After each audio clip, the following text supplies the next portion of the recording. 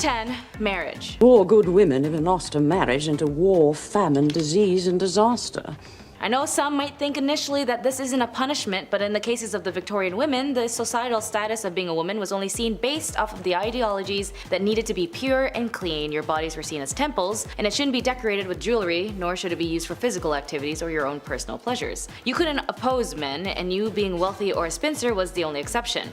Single women were looked down on with shame and pitied, and as your main purpose as a woman was to marry and reproduce. Even young girls at the age of 8 to 12 would stop working as if there was no child labor laws or protection laws for children, and as soon as these women or young girls were able to menstruate, they would be negotiated into marriage and no longer be able to sustain themselves financially or just be a kid.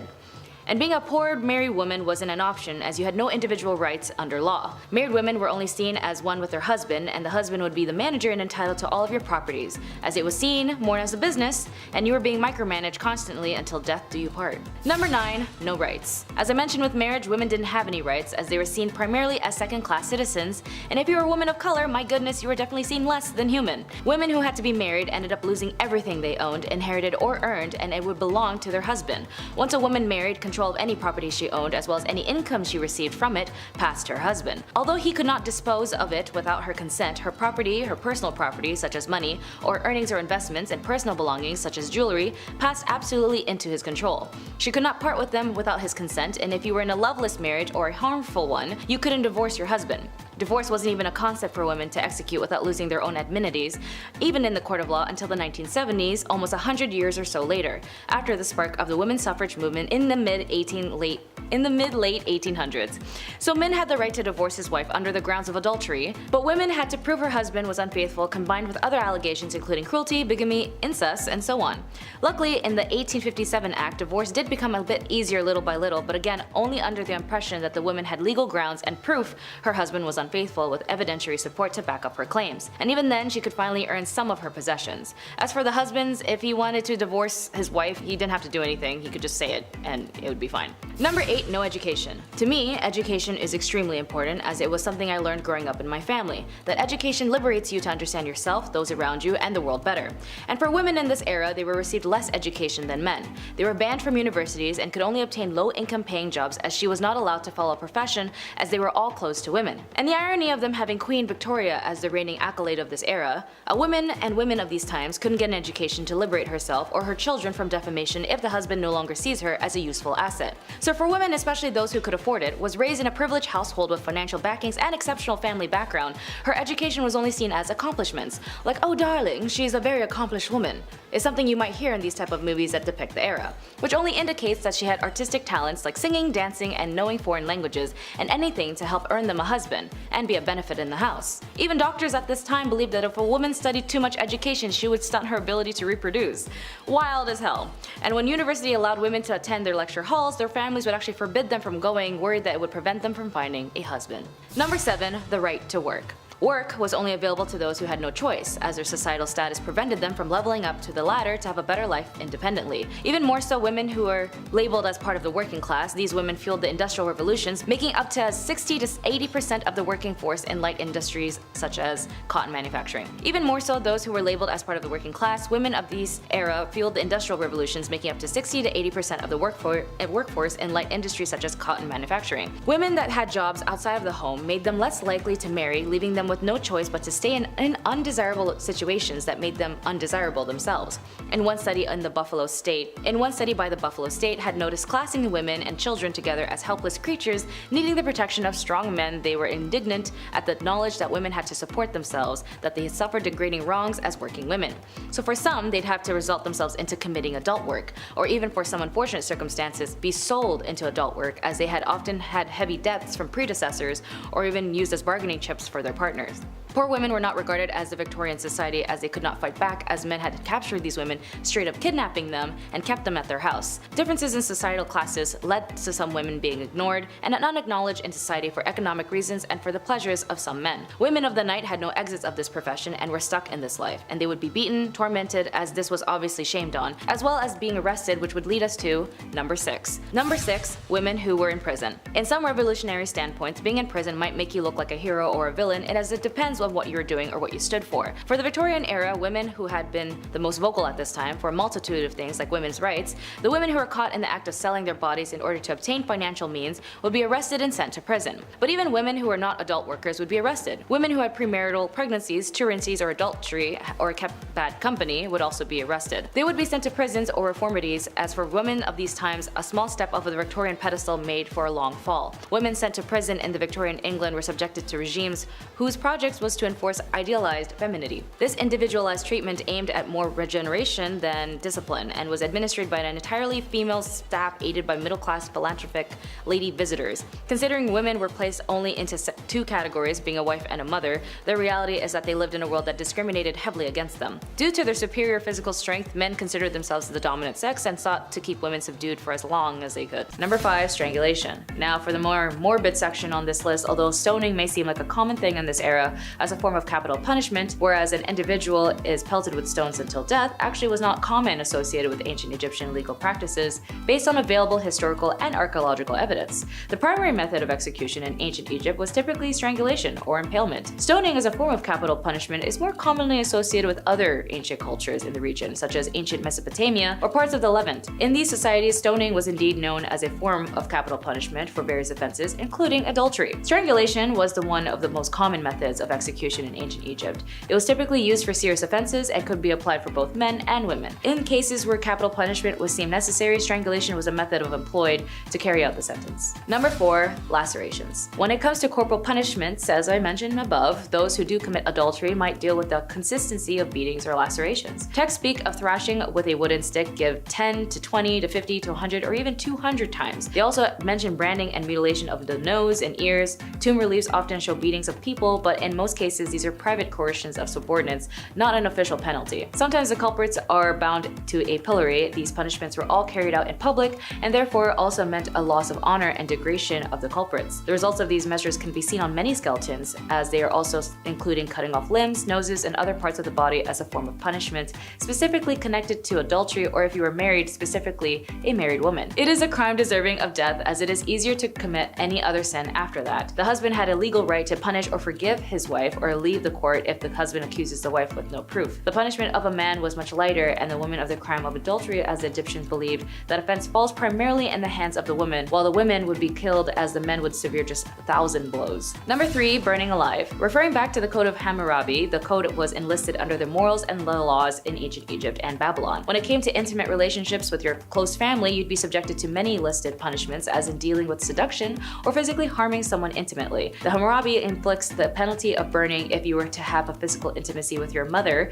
but since this was ancient Egypt, unless you were royal who needed to pull an Oedipus complex to maintain your rule and connection to the monarch position, it wasn't something looked down on but normalized. As this is a civilization that needed a monarch rule at all times to guide the nation, but it is good to note that it was a typical Western interpretation that this era was prone to burning alive people, when the irony was that the Europeans burning women, being witches or even more heresy, were more burned. Number 2. Head be gone. The ancient Egyptians set harsh punishments for those accused of treason or corruption. The death penalty was usually applied by impalement, thumping, or a 100-fold fine, and this applied to both men and women. The decree also referred to the death penalty for someone who steals an animal belonging to the temple and transfers it to another party, while confiscating the property of the thief in favor of the stolen temple. The ancient Egyptians distinguished between the stolen goods and bear the attribute of holiness and considered it a religious crime that requires execution, and those stolen goods that do not affect the sanctities, settling for the penalties of beating and the fine for the theft 100 times of the value of the stolen items. Number 1.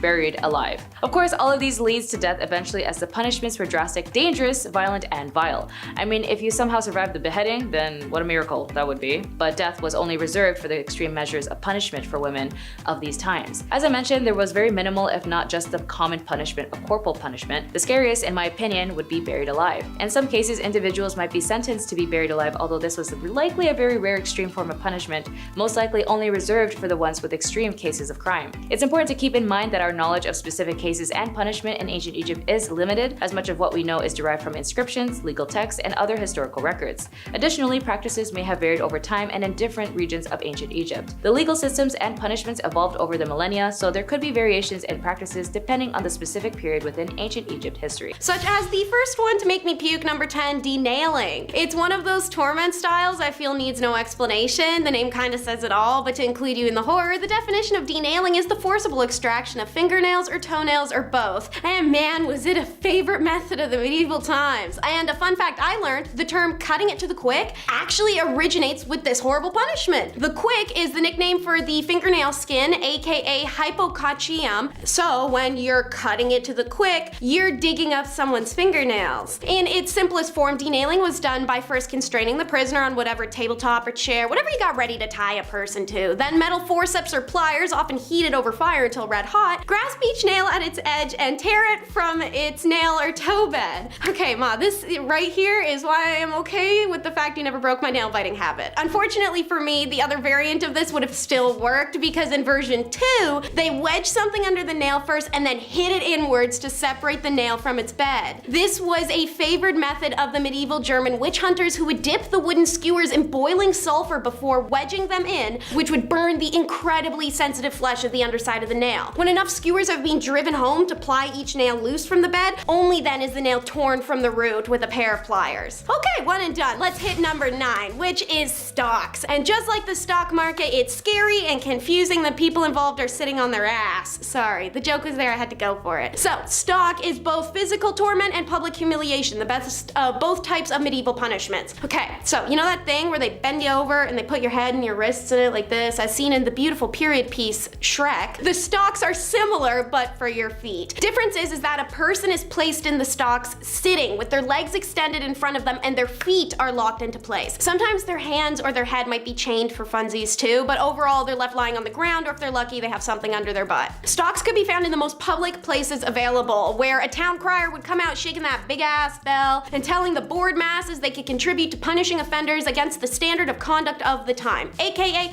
free-for-all. See this defenseless person literally lying on the ground having an existential crisis because all they did was have a pimple that looked kind of like a witch spot and now their feet are in a Lego block? Get some repressed unacknowledged feelings out. Feel free to berate, attack, spit, kick, urinate, defecate, or even violate the man or woman in their immovable state. This was super popular among civil authorities in medieval times and was at its peak use during the Elizabethan England and the Spanish conquistadors tormenting those in the New World who fought back against Christianization. It was not uncommon for people to be kept in stocks for several days to die of hypothermia or heat stroke. Number 8 is the Catherine wheel, which was named after Saint Catherine of Alexandria, who wasn't ever actually killed on one of these, but the fictitious story stuck and so did the name. So, medieval France and Germany loved this bad boy, which was essentially a giant cartwheel put on a lazy Susan. Folks would be stretched out on it and then tied down, then quite literally became a wheel of fortune, because ideally the dude wielding the massive hammer taking swings at you while you slowly spin in a circle gets dizzy and misses.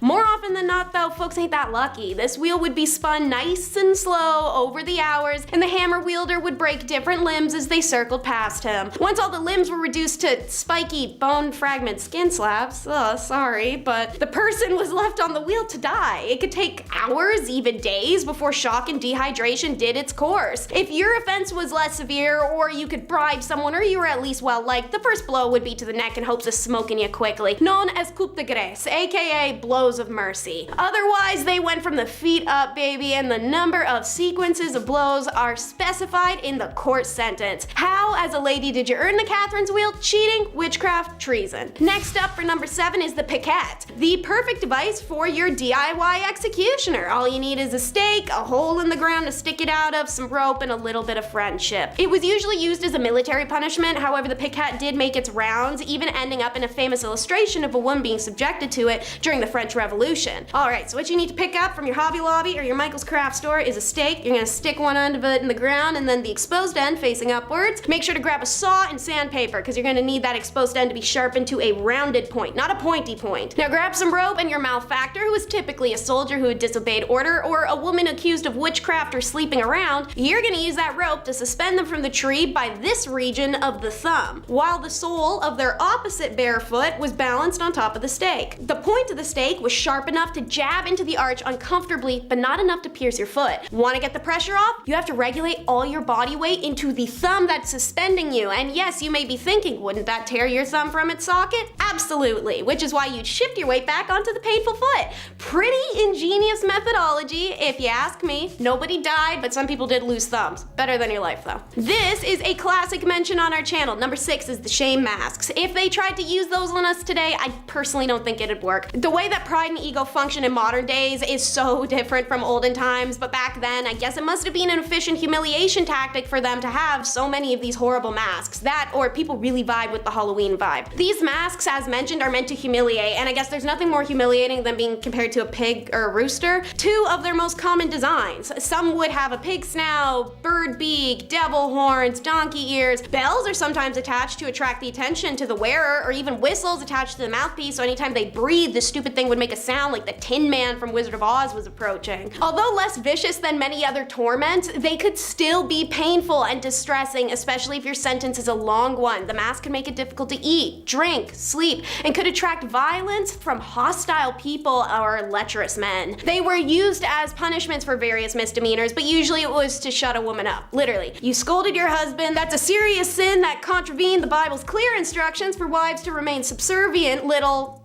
well, I was gonna say Barbie dolls, but maybe after the movie, it's Kens. Number 10. Drowning. Drowning as a form of punishment was not a common practice in ancient Egypt, at least as far as historical records and archaeological evidence indicate. The ancient Egyptians had a legal system with various forms of punishment, but the various methods were typically less severe than drowning. But in records of the Code of Hammurabi, which was one of the oldest and known legal codes in human history, it provided a comprehensive set of laws covering a wide range of aspects of daily life, including civil, criminal, and commercial matters. One of the most famous aspects of the code is the principle of an eye for an eye, a tooth for a tooth, which laid out specific punishments for various offenses. Mentioning drowning if there was adultery with a neighbor's wife, or if you had intimate relations with your daughter-in-law, more or less these punishments would go both ways, but interestingly enough, the laws depended on the person. Number 9. Disinheritance. In ancient Egypt, inheritance and property rights were complex and evolved over time, with some variations depending on the specific period and social status of individuals. Generally, women did have rights to inherit property, but there was significant differences between men and women in terms of inheritance. During the early dynastic periods, women had relatively more rights and they could inherit and own property. However, as the society became more stratified and centralized with the rise of the pharaonic state, inheritance laws became in favor more for males. By the time of the Middle Kingdom, women's rights to property and inheritance were gradually eroded. Property, especially land, was usually passed from father to son. Women could gain property through marriage contracts, dowries, or gifts, which they could then pass on to their children. But if they lose their inheritance, so do their children. Thankfully, there was legitimate ways of structuring a will, making unequal distributions of disinheriting a person so to minimize challenges which do not involve corporal punishment. These include a gift conditional upon the recipient not challenging the will, a no contest clause, diverting assets outside the will by writing a life insurance policy into trust, or passing assets through the will to a secret trust. Number 8. Banishment. In ancient Egypt, as in many ancient societies, the legal system was complex and the punishment for various offenses could vary depending on factors such as the severity of the crime, the societal status of an individual involved, and the time period in question. Banishment was one possible punishment, but it was not the common form of punishment. Banishment in ancient Egypt was being expelled from a community or city was generally used for serious offenses or crimes. It was a severe punishment because it meant the individual was cut off from their community and likely left to fend for themselves in the harsh environment outside settled areas. And for women, it was typically a rare occurrence as the legal system in ancient Egypt was based on the code of law that changed over time, and evidence suggests that women could be subjected to various forms of punishments for their crimes, including banishment. Number 7. Punishment. More commonly, punishments for women in ancient Egypt might have included fines, corporal punishments, or forced labor. For serious crimes, especially those that threatened the social order or involved treason, more severe punishments like execution might be applied, but in some cases for less serious offenses, women might be required to pay fines. These fines could be in the form of money, goods, or livestock. Women, particularly those of lower social status, could be sentenced to perform labor as a form of punishment. This might involve agriculture work, construction, or other forms of manual labor. Depending on the nature of the offense, a woman's property or belongings could be confiscated as a form of punishment. As mentioned earlier, banishment was a possible punishment for serious offenses. Number 6. Beatings. In ancient Egypt, like in many ancient societies, corporal punishment, including beatings, could be a form of punishment for women, particularly for offenses that were considered serious or morally reprehensible according to the prevailing nature and culture and legal norms. It's important to note that the application of punishment varied depending on factors such as societal status and specific time period and the region within ancient Egypt. Corporal punishments such as whipping, beating, beating, or other forms of physical punishment could be administered for various offenses. This might be more common for crimes like theft or adultery. Examples would be like switches, flexible branches, or vines could have been used for beatings. They would be capable of inflicting pain without causing severe injury, as wooden paddles with a flat surface could also be used for beating as well. They would also have been effective in delivering blows to specific areas of the body, and the simplest form of beating would be involved with the hands and fists. This method would also be easily accessible and wouldn't have to require any specialized tools, as well as whips, sticks, and rods. Number 5. Prison life. Being accused of being an idle and disorderly woman seems like a very vague and inconvenient statement today, as it holds no worthy of prosecution. But for these women of these times, you would definitely go to jail for that. These roughly defined offenses were common charges against women in the 18th century. At least in some records of the names of these women have survived, there are 2 on the list who are sadly identified only known as an unknown woman, cannot give any account of herself, and the other being accused of being a vagrant and an idiot. Which, of course, being an idiot isn't a crime unless you're doing something idiotic that hurts another person. Then yeah, I guess being an idiot is a crime. It is possible that up to 2/3 of prisoners in the House of Corrections, like the one at the prison called the Wakefield House of Correction, were female. Beating hemp was the usual form of hard labor, as well as if the women refused to comply or being able to commit to tasks, whipping and beatings were also a commonplace, particularly to those who convicted of vagrancy, lewd conduct, and night walking. Number 4. Domestic harm. This is sort of stemming back to the whole marriage thing in number 10, as it basically ties in on how horrible life was being a woman in the Victorian era, or just being a woman in general in any historical time. With these sacrifices and determinations of these women, as they ensured the women like me were able to gain access slowly but surely to equal rights. But sadly, when it comes to marriage for some of these women, they're also at risk of being in harmful relationships that were extremely normalized at the time. Violence against women and the lack of protection was common, as there were no laws for the physical violations they had to endure. After all, when you got married, everything you owned belonged to your husband, and so did your body, with or without consent. Domestic violence was an issue that captivated the Victorian imagination due to the unprecedented visibility that domestic harm began to receive in the press and the emergence of an ongoing debate during the 1840s and the 1850s. Domestic violence was an issue that captivated the Victorian imagination due to the unprecedented visibility that domestic harm began to receive in the press and the emergence of an ongoing debate during the 1840s and 1850s about the domestic harm and other marriage issues that affected women. Like all laws that slowly opened gateways to other clauses, the 1828 Offences Act that targets working class violence helped a cultural shift on the subject, and domestic violence became a topic to the public. Number 3. The angel of the house. Or the angel in the house. When it came to the liberation, it all stemmed with the women's rights groups fought for equality and over time made strides in attaining rights and privileges. However, many Victorian women endured their husbands' control and even cruelty, including sensual violence, verbal abuse, and economic deprivation. And there's no way out of it, as it got worse, as a man named Coventry Patmore published a book called Angel in the House. It consisted of poems and the ideal Victorian marriage, and although it came from a place of grief at the loss of his first wife, the book had suddenly become a staple in women's behaviors in marriages, and then became a standard of their status. A woman's proper role was to love, honor, and obey her husband, as her marriage vows stated. A wife's place in the family hierarchy was secondary to her husband, but far from being considered unimportant. A wife's duty to tend to her husband and properly raise her children were considered crucial cornerstones of social stability by the Victorians. Representations of ideal wives were abundant in Victorian culture, providing women of their role models, and the Victorian ideal of the tirelessly patient, sacrificing wife is what depicted the angel in the house. And for these middle-class women, mimicking the angel in the house gave them more opportunities to find a successful match in marriage. Number 2. The House General. The House General, and a term coined in 1861 by Isabella Beeton in her influential manual, Mrs. Beeton's Book of Household Management. Because for women they needed a manual on how to be a good wife, a good woman, and a good so on and so forth. Here she explained that the mistress of the house is comparable to the commander of an army or the leader of an enterprise. To run a respectful household and secure the happiness and comfort and well-being of her family, she must perform her duties intellectually and thoroughly. For example, she had to organize, delegate, and instruct her servants, which was not an easy task, as many of them were not reliable. Isabella Beeton's upper-class readers may also have a large complement of domestics, a staff requiring supervisions by mistress of the house. Beeton's advised her readers to maintain a housekeeping account book to track spending. She recommends entries and checking the balance monthly, but also keep in mind this is the same lady who told people to put borax in bread to save money. This may not seem like a big punishment for some viewers, but if you were told that you needed a manual to how to live your life so you wouldn't be kicked out of society, that's not something that's a preference today, is it? And number 1, asylum. Now, if you're a woman who was out of the realms and just didn't want to be part of society like everyone else, maybe just suffered a series of mental health issues or even just looked ugly, you might find yourself in an asylum.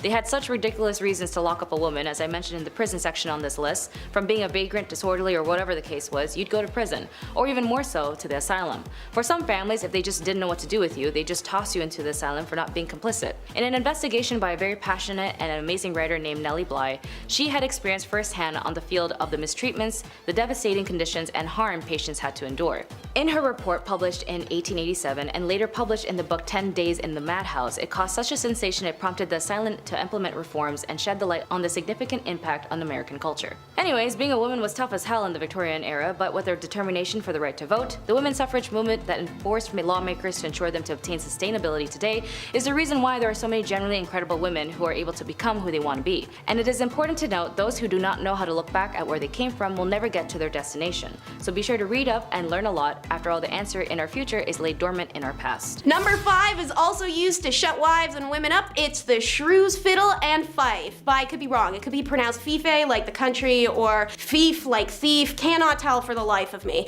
Anyways, you've heard the boring shrew scold 100 times. I'm here to bring you a new exciting product if you want to publicly shame some women, but also simultaneously make it look like they're starting medieval times' most vibing jazz band. The Shrew's Fiddle or shame fiddle was a wooden contraption shaped roughly like a fiddle or a fife or fief or whatever it is, which is a type of flute that acted like a portable stocks for your fingers and your neck. The shame flute was specifically designed to punish those who made bad music. However, these Shrew's implements are titled after the ladies that were tossed in them constantly, people who spoke up to their husbands or argued with one another. The next 4 titles on this list, I'm not kidding, are all rippers of some kind. We're gonna start with number 4, the chest ripper. If I instinctually put my hands on my chest while we're talking, you will understand why in a second. This was a device made specifically and only for women to destroy a very specific aspect of femininity and thus remove what the medieval people perceived to be her desirability. And man, did these dudes have a weird ass fixation on doing stuff to breasts. Burned, brand, carved, or simply amputated. This is called sensual torture, but swap the N and the S for the letter X. It extends back to the time of ancient Rome and likely long before then too, but worst of all was a device coined in medieval England known as the breast ripper. A metal claw that pierced the flesh of the breast of the victim who was tied down and then pulled away forcibly, shredding it to pieces. It was used as both a method of punishment to mark breasts of unmarried mothers and women convinced of heresy, adultery, and hosts of other crimes, but also for interrogation, because nothing is gonna make someone confess to being a witch faster than a sociopath with a giant pair of tongs. Number 3 is a rear ripper. It's unlikely, but if there was anything worse than the breast ripper, it's probably the pair of anguish. Recognizable now from video games and movies and leather bedrooms with red latex accents, this pear-shaped device was one of the many horrific devices that made it to the modern world, but was reborn with better purposes. A few medical devices have taken a page out of its book, such as the dreaded thing they use at gynecology appointments, and some birthing and colonoscopy gear. So, the pear is made up of 4 leaves. These are joined at the hinge at the top and a key or a crank on one end. As you can see on screen, it's named accordingly. The pear was inserted into one of the 3 viable orifices, 2 if it's a dude, depending on the nature of the crime committed. The oral device was reserved for heretics, while the back door and the middle door pears were used on, you could never guess, witches, witchcraft. Ooh, man, medieval times must have looked like the set of Halloween Town, the way that witchcraft is constantly referenced. Anyways, turning the key opened the leaves, and every little click of the key causes massive internal damage that was rarely fatal, but very thorough way to get a confession out of someone, or just about anything. I'm pretty sure the average person would admit to something as ludicrous as riding a magic donkey out of the king's palace if it meant that would stop. Number 2 is another rear ripper. Yeah, they liked those. Come to think of it, for such a essentially repressed society, they seem to get quite raunchy with their punishments. It's almost like that's the reason you shouldn't repress feelings like that. The Judas cradle, also known as the gilded cradle, was a regular stool with a wooden or metal pyramid on the top. The victim would be stripped, tied with ropes on all 4 limbs, and then like some elaborate Marvel movie setup behind the scenes, they get lifted into the air and suspended just over top of the pyramid. Then their bits are adjusted to sit right on top of the pyramid. From here, the captive captive, Holder could torment them further, try to get confessions, whatever, before letting loose more and more of the person's own body weight, which would slowly impale them downwards on the pyramid, which in turn would start making room for itself. This punishment method was frequently used in the Inquisition, but I invite you to guess when else. Could it be A, witchcraft, B, witchcraft, or C, witchcraft? If you guessed any of those three, you're right, because pretty much every medieval punishment for a woman was because she talked too much or made a soup that tasted too good, so the devil must have done it. Alright, last in our little ripping montage, number 1 is the rail rip, aka a wooden horse, also known as riding the rail. It's an effed device of which there are 2 variations. The first is like a balance beam from gymnastics but triangular, mounted on a sawhorse-like support. The victim is made to straddle the triangular horse and place their full body weight down on the hoo-ha area, which rested on the blunt point of the angle. Weights and additional restraints were added to keep the victim from falling off, but also to drag them down. Left for days, it can begin destroying your pelvis as well as dislocate all of the joints in your legs. A less immediately painful variation is a single plank of wood supported, again with the wooden legs or sometimes suspended from the ceiling, horizontal from the floor on its side with a thin edge and sharpened extremely. The victim is made to straddle the plank, which is adjusted to their height so that they have to stand on their tiptoes or let their hoo-ha, meet a very serrated fate. This wasn't a witchcraft one ironically, but rather for adulterers, working girls, or women who breathed a little too hard and their husbands wanted them gone.